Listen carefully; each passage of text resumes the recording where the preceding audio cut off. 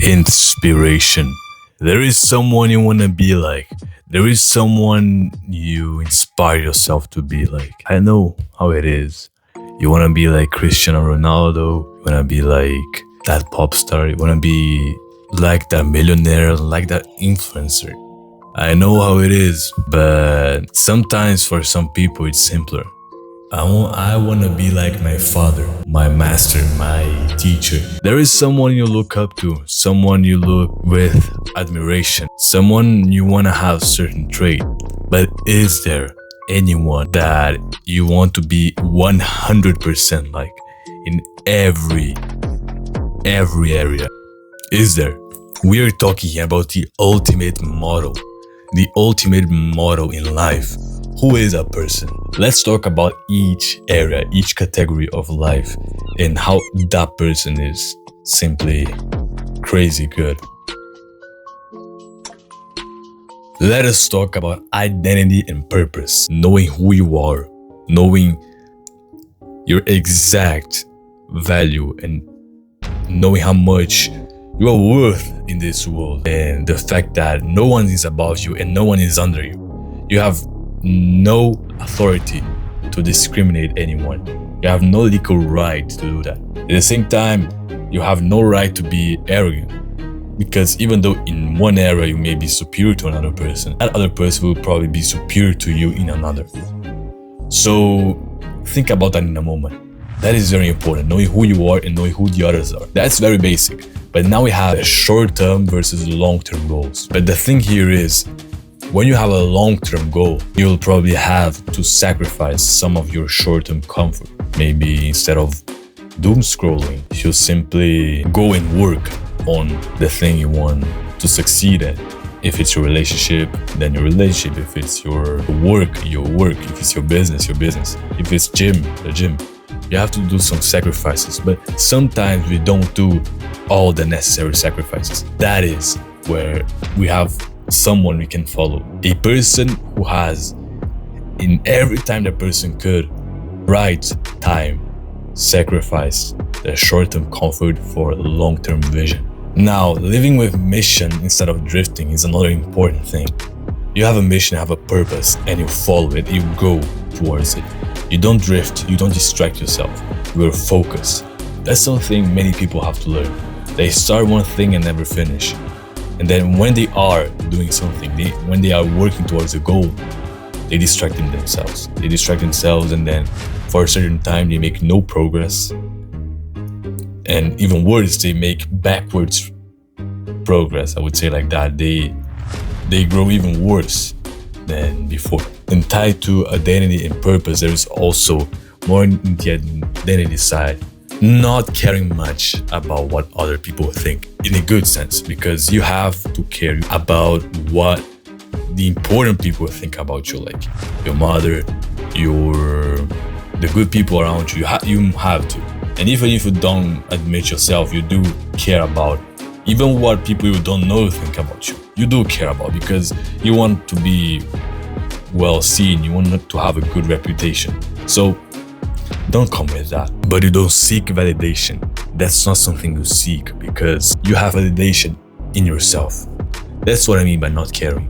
You don't have to have others' approval. Even though you care what others think about you, it's not a must. They don't have to see you as the guy to put you on a pedestal. They don't. And that's okay. You don't need their approval. You don't need their validation. You have validation yourself to be happy. And you have also that inner certainty, even when you are misunderstood by other people. So other people may think something, and you have that inner certainty, so that even though other people doubt and they do not believe in you, you believe in yourself. You have that certainty about who you are, and about what is going to happen, and about what you have to do, and about what you believe in yourself and also in other things. But you are certain.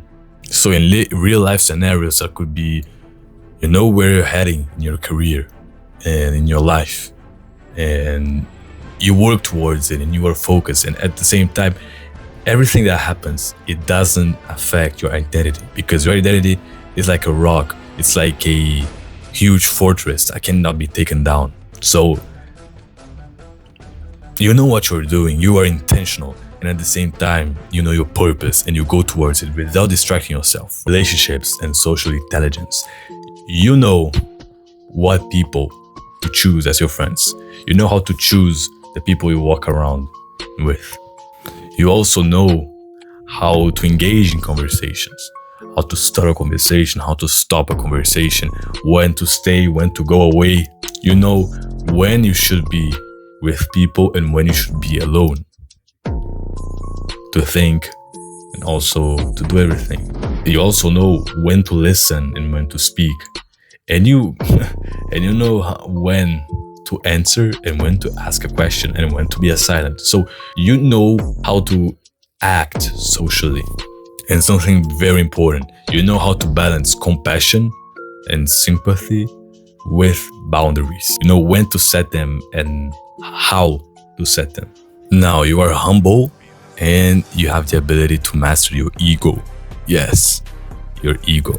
So the thing here is, people have a big ego a lot of times, even though they don't want to admit it. Normally the people who are insecure and shy and they don't want to mess with things, they care a lot about other people who think about them. Those are people who have a big ego on themselves. They think like they're in the center of the world. They think like they're special. They think like they're someone different from the others.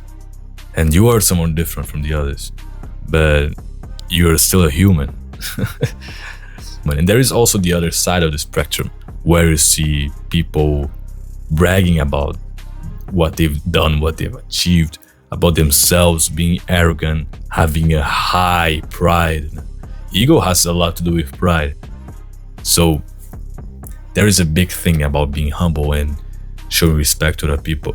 And that is also why a lot of times when you start in a company or in an organization, you start down below and then you climb up, because that gives you humility. That makes you humble, makes you stay humble. And that's why a lot of times the people who are on top, who grew, and people who climbed up the ladder, you know what the thing here is?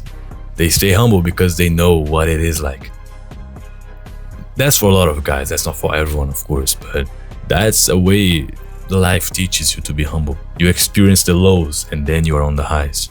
So in this case, it's everything about humility, in the sense of you have confidence, but you don't necessarily seek and need the status. The confidence is in yourself. You don't need others' approval or anything. You don't need your ego to be set higher up by other people. You don't need that. You don't need to be praised. You don't. And another thing is, you don't try to dominate other people. You serve them. You serve them. Person needs something, you do it for the person. Even though you are in a higher position, even though you are a leader or you are the boss, let's say, you still serve the other person. Sometimes even looking like a slave. Sometimes. I know it's difficult, but that's the standard. You see, another big step of humility is letting the actions speak for themselves. If the person does not believe in you, you don't necessarily have to prove that person. You let the actions speak for themselves. Better than self-promotion. You don't need to be promoting yourself or to be bragging about everything. And another thing here is, you don't need to take praises and recognition for everything you do. Like, if people recognize you, that's fine, but you don't need to be saying, hey, I did this, I did that. You don't need to brag. You don't need to boast. You don't need that.